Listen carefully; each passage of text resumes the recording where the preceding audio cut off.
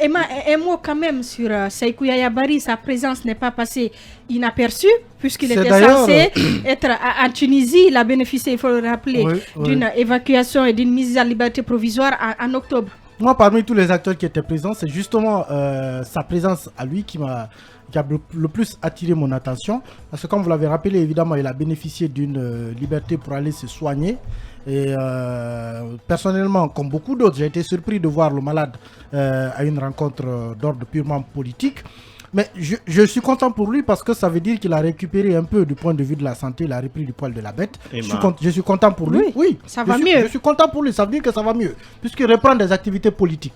Mais j'ai quand même envie de rappeler que ça crée un problème aux autres. Ça crée un problème aux autres détenus parce que ça renvoie quel message? Est-ce qu'il a violé d'abord ses obligations? Attention. Parce que contrôle judiciaire, il y a des obligations. Est-ce qu'il en a violé? C'est la question d'abord il faut se poser. Non, c'est la question qu'il faut se poser. Khalil. Il lui a été donné un délai. Est-ce qu'il a dépassé le délai? On ne lui a pas interdit d'être aux États-Unis ou d'être en Amérique. Mais quand vous êtes malade, vous n'êtes pas censé être... Respectez votre période de convalescence. Vous allez me permettre de développer mon point de vue.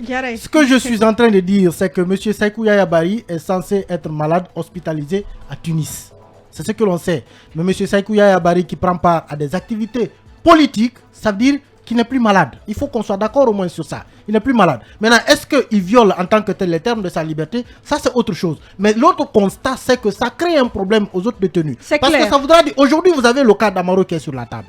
Le RPG Arc-en-Ciel a officiellement demandé à ce que M. Damaro soit évacué. Mais vous pensez que l'exemple de Sékou Yaya Bari peut faciliter aujourd'hui l'évacuation de Damaro ou des autres détenus qui sont malades? C'est un droit. C'est un droit.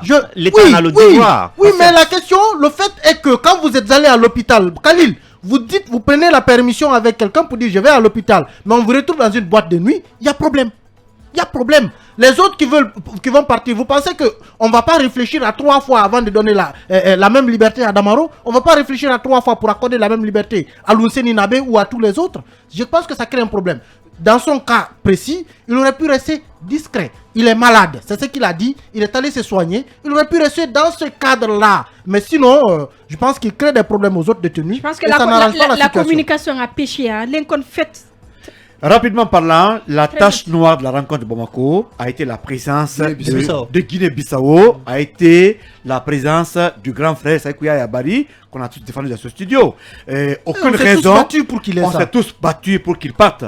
Moi, personnellement, il n'y a aucune raison qui pourrait expliquer sa présence de ce côté. C'est vrai qu'il y a eu des informations comme quoi la clinique qui le traite du côté de Tunis a son prolongement du côté de Dakar. Mais il pouvait se limiter juste à Dakar et ne pas être présent dans une rencontre politique. On sait aujourd'hui que beaucoup de détenus sont malades. Beaucoup se battent pour leur sortie. Désormais, à cause de Sékou Yaya, on ne peut pas empêcher les autres d'aller se soigner. Vous faites comme l'État fait un don. Non, il faut dire ça, Khalil. Je lui disais ça. Il n'y a pas de garantie. Khalil, à cause de Sékou Yaya, on ne va pas refuser aux autres d'aller se traiter parce que c'est leur droit. Mais désormais, tout cela va être accompagné par des garanties. Je sais qu'on va dire à ces messieurs qui sont malades, pour aller vous traiter, on vous interdit de faire ceci ou cela. Sa présence était inutile.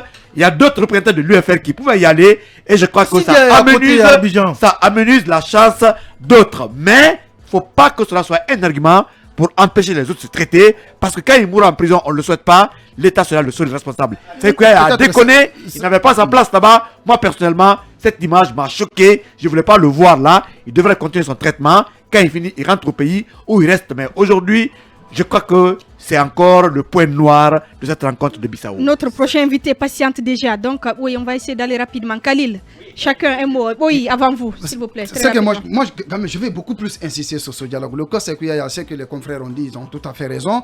C'est vrai qu'il est sorti du pays sous contrôle judiciaire en étant malade. Aujourd'hui, qu'on le retrouve autour de cette table, ça pose quand même problème. Et ça peut aussi créer des problèmes aux autres qui demandent d'être évacués. Mais le problème, c'est le dialogue. Je pense qu'aujourd'hui, on a intérêt à ce que toutes les parties prenantes se retrouvent dans ce cadre du dialogue. Ce qui s'est passé, on dit que c'est dialogue, mais honnêtement, le CNRD est partie prenante. On ne peut pas imposer quand même les règles du jeu. Notre invité tout à l'heure l'a rappelé. Donc je pense qu'il n'est jamais trop tard dans la vie pour bien faire.